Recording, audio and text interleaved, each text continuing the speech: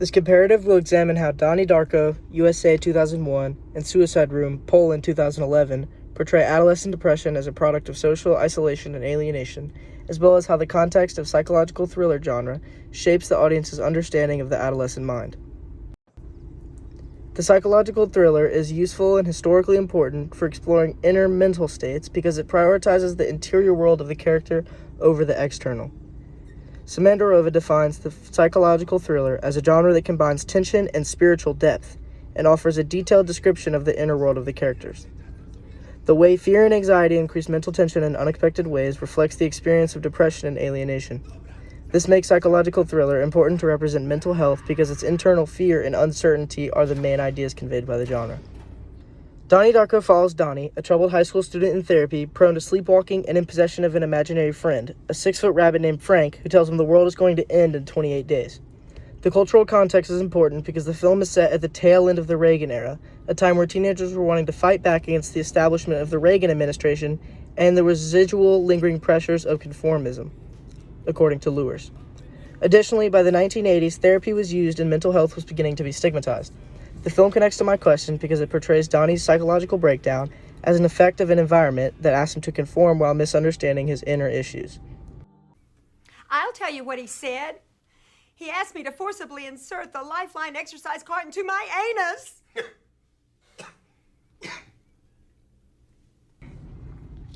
Suicide Room follows Dominic, an introverted and misunderstood guy whose life and mental health collapses after a cyberbullying incident. The film is part of a new wave of Polish cinema. Jagielski says that capitalist Poland became exclusively male and heterosexual. This directly contributes to Dominic's alienation in a homophobic setting. The film connects to my question because it shows that Dominic's mental problems and eventual suicide are caused by homophobia, neglect from his parents, and alienation from his peers instead of as a condition or problem with himself.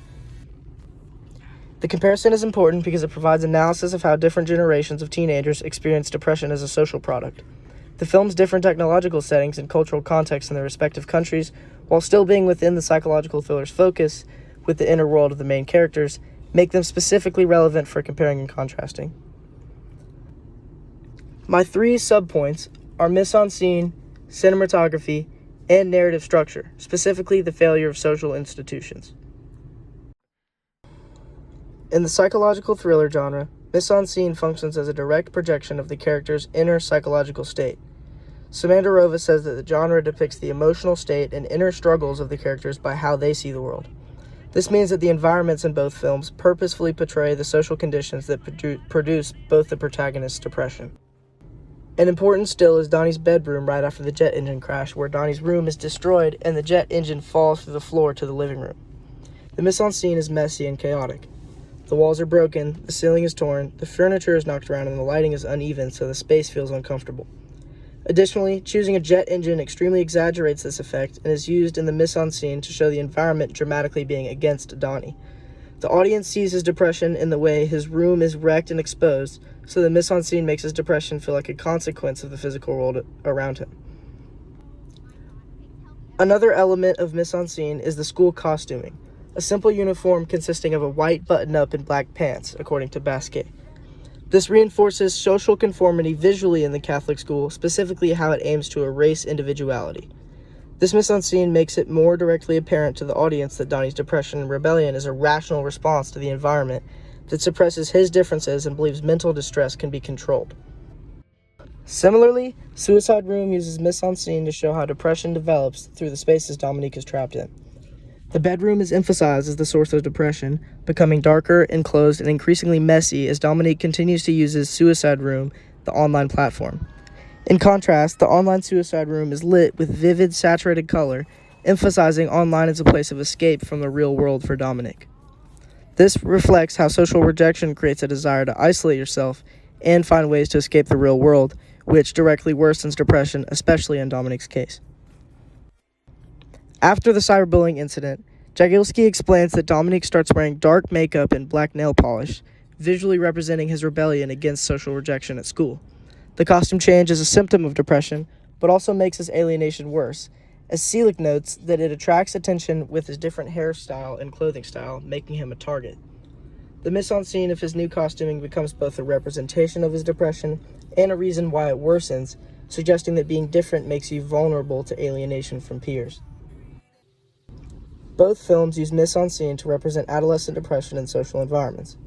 Kelly uses the conformist suburban setting as an oppressive environment that starts Donnie's rebellious depression, while Kamase uses the contrast between the dull physical world and the vivid digital world to show how Dominique's depression is directly worsened by his want to escape social alienation. Cinematography matters in the psychological thriller because it works together with mise-en-scene to show the protagonist's perspective to the audience.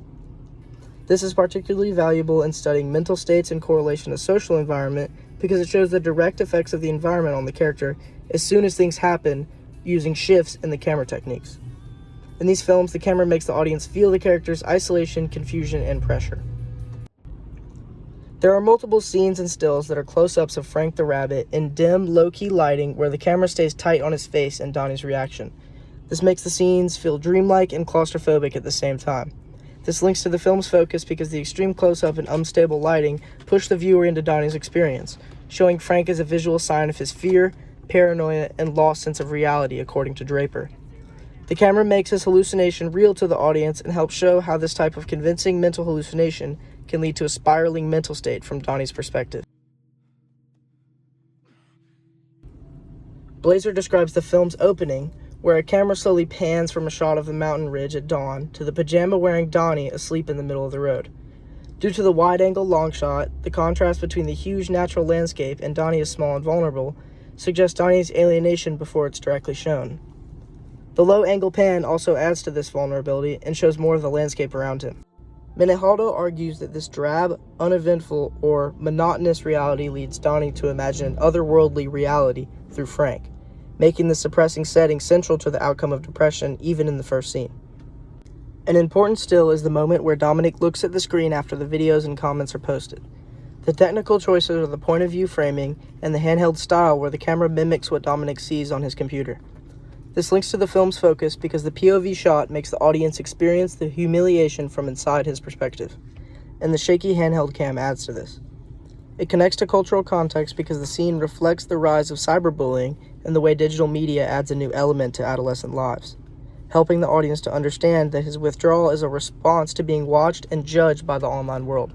In both films, the camera uses close-ups, tracking shots, and shallow focus to isolate the protagonists within suffocating social spaces, turning their schools and rooms into environments that visually show depression.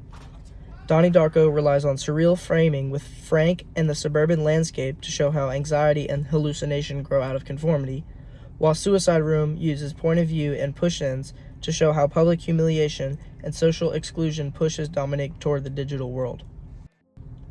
In psychological thriller, narrative structure is used to escalate mental tension by putting the protagonist under pressure, in this case from the social systems meant to protect them. In both films, the storyline is built around the breakdown of every institution available to the protagonist, like family, school, therapy, and even online community. This is important because it makes depression and even suicide seem logical to the audience because there's nowhere to go for either of the main characters. One key sequence is the time travel suicide, where Donnie returns to the jet engine crash and chooses to die alone, and the film's structure loops back to the opening so that the story begins and ends with the same image. Only Donnie accepts it now, even after stating that dying alone was his greatest fear. The circular structure makes Donnie's death feel inevitable and calculated, like the world has pushed him towards this decision through a series of failures. The 28-day countdown also drives the tension and Donnie's slow realization of sacrifice. This builds the pressure on Donnie and makes the seemingly unexplainable event feel justified based on the failures he discovers while wanting to live his last 28 days to the fullest. Another key sequence is the scene where Donnie's therapist administers hypnosis and the talking cure, which essentially worked like truth serum. Donnie reveals his fears and insecurities, and just when the audience thinks the therapy might be getting somewhere by making him self-aware, his therapist essentially tells him he'll be fine and sends him back into the world without real support. This links to the film's focus because psychological thrillers use the structure of the narrative to show how even specialized therapeutic help can become a dead end, so that the audience can see the depression as something the system claims to treat but actually ignores. In Suicide Room, an important sequence is the mental hospital, where Dominic was taken for 3 days after being found below a shattered mirror covered in blood.